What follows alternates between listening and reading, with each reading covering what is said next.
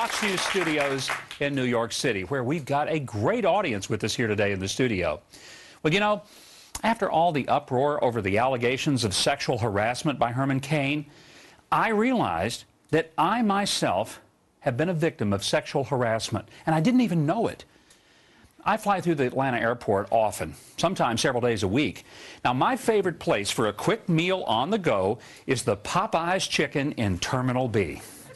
I like it because the food is quick and delicious, and especially I just adore the staff there because they speak the Southern language that I grew up on and still understand.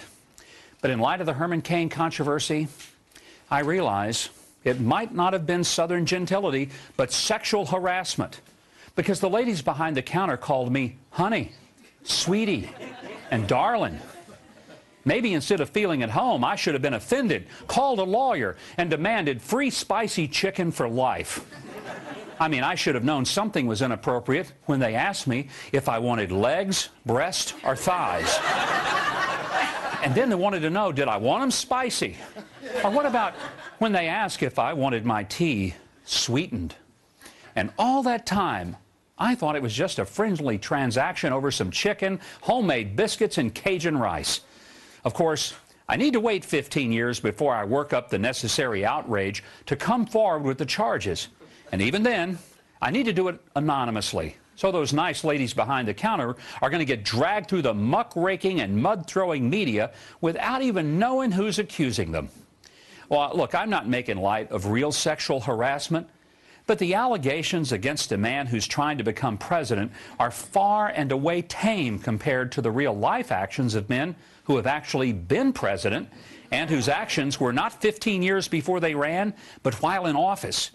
And the media wasn't this worked up over a white Democratic candidate who not only fathered a child with his staff or mistress while his wife was dying of cancer, but he paid to hush it up using campaign money, then lied about the whole thing.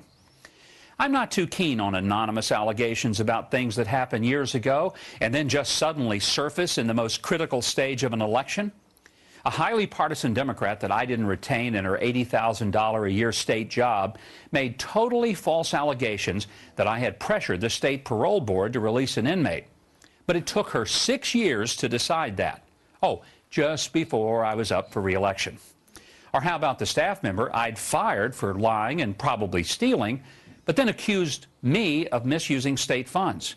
So she was quite the talker to the press in the month before my election, but when some Democrat activists actually filed a lawsuit against me based on her blathering, that meant she had to testify under oath during depositions.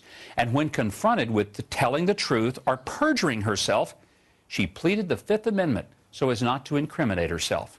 Now, the lawsuit against me was dropped, and those who filed it had to admit there was not a bit of truth in it. It was just their curiosity based on reading some news accounts of the disgruntled and dismissed ex-employee. We obviously have real issues in this country, like raging unemployment, foreclosures for many homeowners, small business operators going belly up, and a national debt that's destroying our future. Surely those issues matter a whole lot more than a Southern man calling an employee sweetie 15 years ago. Well,